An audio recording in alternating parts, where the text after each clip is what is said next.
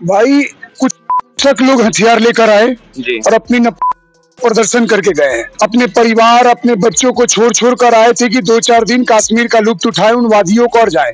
और कुछ हथियार लेकर आते हैं, उनका नाम पूछ के गोली मारते हैं, उनकी पैंट उतार के गोली मारते हैं। नमस्कार दर्शकों, आप देख रहे हैं पंजाब केसरी और मैं हूं जितेश मिश्रा। भारत देश में जिस तरह से लगातार हिंदुओं को टारगेट करके उनका कत्लेआम हो रहा है वो काफी ज्यादा निंदनीय है। कल जिस तरह से कश्मीर के पहलगाम में जो आतंकवादी हमला हुआ उसमें खबर है कि 27 लोग जो हैं वो मारे गए, वहीं 20 लोग जो हैं घायल हैं। इस विशेष मुद्दे पर बातचीत करने के लिए हमारे साथ मौजूद हैं डॉक्टर प्रकाश सिंह। इनसे जानेंगे कि क्या लगता है इन मुद्दों को लेकर, किस तरह से देखते हैं इस आतंकवादी हमले को। डॉक्टर साहब, क्या सोचते हैं इन मुद्दों पर, आप किस तरह से देख रहे हैं इन आतंकवादी हमले को? भाई कुछ शक लोग हथियार लेकर आए जी। और अपनी प्रदर्शन करके गए हैं, क्योंकि वहां पे जिनको उन लोगों ने मारा है वो टूरिस्ट थे, घूमने फिरने आए थे, अपने परिवार अपने बच्चों को छोड़ छोड़ कर आए थे कि 2-4 दिन कश्मीर का लुत्फ उठाए, उन वादियों को और जाए। और कुछ हथियार लेकर आते हैं, उनका नाम पूछ के गोली मारते हैं, उनकी पैंट उतार के गोली मारते हैं, मतलब उनसे कलमा पढ़वाते हैं, कलमा नहीं पढ़ पाते हैं तो मारते हैं। तो इसको क्या समझे? दिल तो पूरे भारत के हर हिंदुस्तानी का रो रहा है, कुछ जिहादी विचारधारा रखने वालों को छोड़ के। क्योंकि मैंने ऐसी भी न्यूज देखी है बहुत सारे प्लेटफॉर्म पे कि जहां पे पोस्ट डाला जा रहा है कि इन जिहादियों ने, इन आतंकी पिल्लों ने मारा, गोली मारा, लोगों को नाम पूछ पूछ के, धर्म पूछ पूछ के, और वो लोग लाफिंग सिंबल दिखा रहे हैं, इमोजी भेज रहे हैं, कुछ लोग मजाक उड़ा रहे हैं। एक पत्नी लेटी हुई है, अपने पति के आगे बैठी हुई है कि आरसीबी जीत गया अब तो उठ जाओ। कुछ लोग कैंडल मार्च निकाल रहे हैं जम्मू कश्मीर में, वहां पे एकता का प्रदर्शन दे रहे हैं कि हम सब एक हैं, और उस कैंडल मार्च में रो रहे हैं, हंस रहे हैं। तो अब समझ रहे हो किस तरह का के मेनन की वो एक एक लाइन मुझे याद आती है कि इनकी कौम में सनी हुई वो गंदगी है, इनके खून में गंदगी है। तो आज पूरा भारत इन पे थूक रहा है और गाली दे रहा है, क्योंकि ये गंदी सोच और गंदी विचारधारा का समर्थन करते हैं। क्या लगता है कि जिस तरह से आतंकवादी हमला हुआ है जिसमें कलमा पढ़वाने की कोशिश की गई है, पैंट उतार के कंफर्म किया गया है लोगों का कि कहीं ये मुसलमान तो नहीं, बांग्लादेश में भी इस तरह हिंदुओं का नरसंहार हुआ, देश की राजधानी दिल्ली की बात करें तो यहाँ से भी हिंदुओं की पलायन की खबर आती है। क्या इस देश में, जिस देश को अक्सर कई ऐसे नेता, कई ऐसे गुरु हिंदू राष्ट्र बनाने की बात करते हैं, इसी देश में हिंदू ही खतरे में? अब भाई हिंदू राष्ट्र ना एक मजाक बन चुका है इस देश में।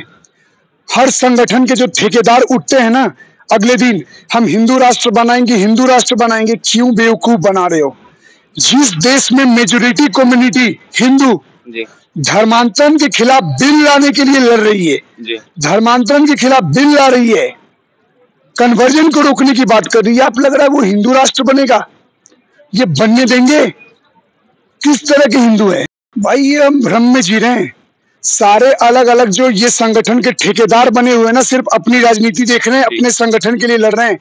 जिस देश में कन्वर्जन के खिलाफ लड़ाई चल रही हो, बिल पास होने की बात चल रही हो अलग अलग स्टेटों में, वो तुम्हें लगता है हिंदू राष्ट्र बनाने की बात कर रहे हो? यहाँ तुम्हारा लोग नाम धर्म देख देख के मार रहा है। तुम जाति के लिए लड़ रहे हो कि महाराष्ट्र में मराठी बोले, अब कहाँ गए मराठी वाले? तमिल में तेलुगु बोलो, ये भाषा के आधार पे कि हिंदी नहीं बोल सकते। और जब तुम कश्मीर में घूमने जा रहे हो तो वहां क्या पूछ के मारा जा रहा है? तुम्हारा नाम और तुम्हारा धर्म। उनको बस तुम्हारे धर्म से मतलब है। वहां तमिल के भी लोग मरे हैं, कर्नाटक के भी लोग मरे हैं, वहां बिहार यूपी के भी मरे हैं, पंजाब के भी मरे हैं। तो भैया वो तो तुम्हारा धर्म देख के मार रहे हैं, और तुम यहाँ जात की लड़ाई लड़ रहे हो। संगठन जो बांग्लादेश में नरसंहार हो रहा था तो बोल रहे थे बांग्लादेश का बॉर्डर खोलो, हम लड़ने जाएंगे, और बंगाल में हो रहा है तो जाने में फट रही है। वो डाल रहे हैं कि हम आ रहे हैं, पुलिस रोक दे रही है, तो बोल रहे पुलिस रोक रही है हमें। अरे अपने देश के लोगों को लड़ने के लिए तुम्हें पुलिस प्रशासन के चले जाओ लड़ने, जो होगा देखा जाएगा। हम अगर सीलमपुर में गए उस बच्चे के इंसाफ के लिए तो हम पुलिस को बोल के गए, डायरेक्ट मैदान में घुस गए।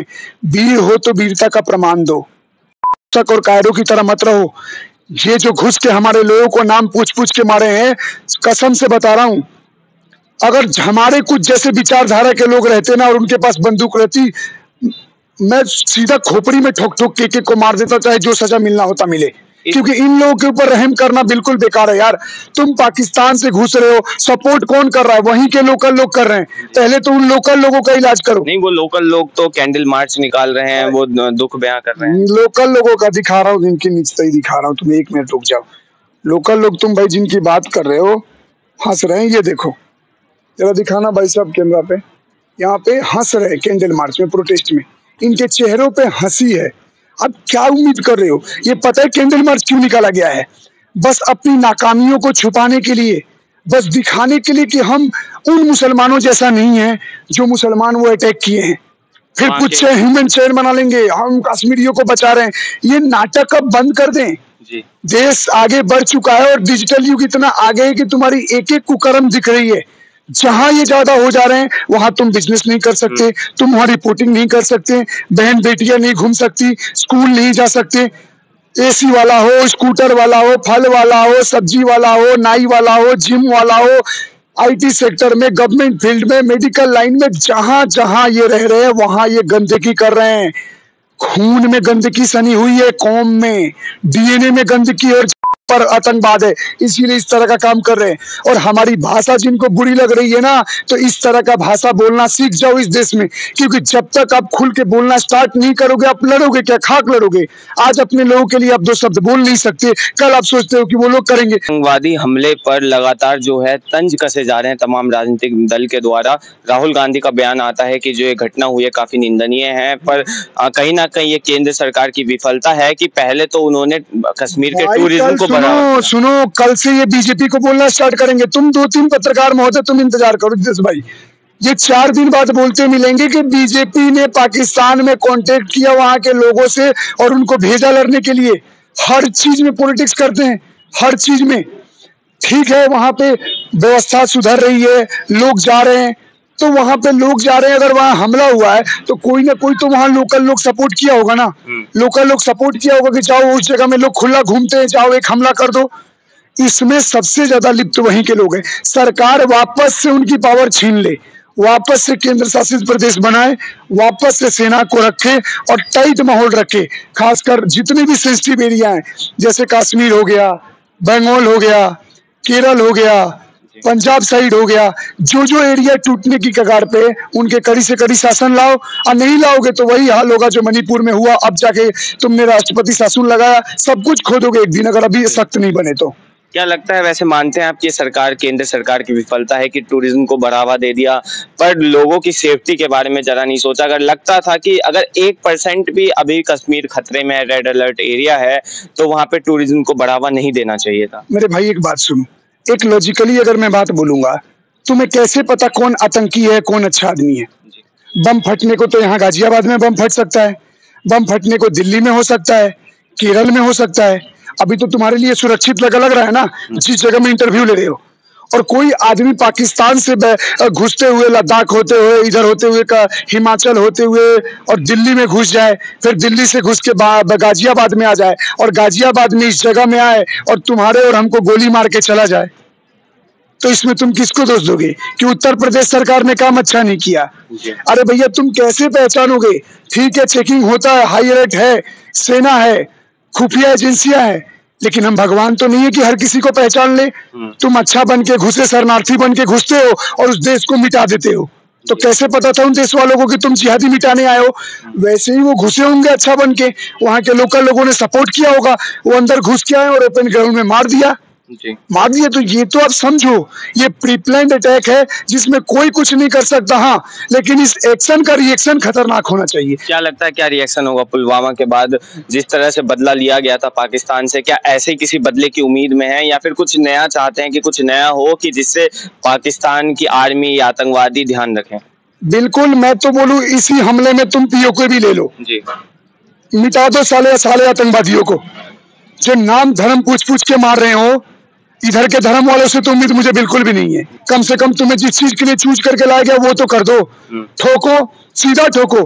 आज भारत का पूरा 100 करोड़ सनातनी ये बात बोल रहा है जी, खुल के बोल रहा है कि मिटा दो, भारत की जनता आपके साथ है, अगली बार भी बढ़ चढ़ के हम आपको चुन के लाएंगे, क्योंकि आपको जिस चीज के लिए चुना गया है वो चीज करो, वरना आने वाले टाइम में कुछ ऐसा ना हो कि जिस तरह अवैसी ने धर्म के आधार पर पार्टी बनाई है, वैसे ही हिंदुत्व के आधार पर एक और पार्टी खड़ी हो जाएगी जो बीजेपी इस विचारधारा पर नहीं चली तो उस विचारधारा पर वो चल के लोगों को न्याय दिलवाएगी।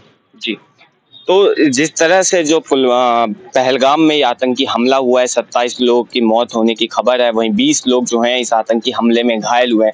इस पर हमारे साथ खास बातचीत के लिए डॉक्टर प्रकाश सिंह थे, जिनसे हमने जाना क्या एक्शन होने वाला है, इस पे क्या चाहते हैं कि जिस तरह से पुलवामा अटैक के बाद एक स्ट्राइक देखने को मिला था, ऐसे कोई स्ट्राइक होना चाहिए या नहीं। बहरहाल इस पर आप क्या सोचते हैं हमें कमेंट बॉक्स में बताएं, और ऐसी तमाम खबरों के लिए देखते रहिए पंजाब केसरी। मैं जितेश मिश्रा, धन्यवाद। अगर आप ताज़ा खबरों के साथ हमेशा जुड़े रहना चाहते हैं तो अभी हमारे YouTube चैनल पंजाब केसरी दिल्ली को सब्सक्राइब करें। साथ ही Facebook और Instagram पर भी हमें फॉलो करना ना भूलें। आपका समर्थन ही हमारी ताकत है। धन्यवाद।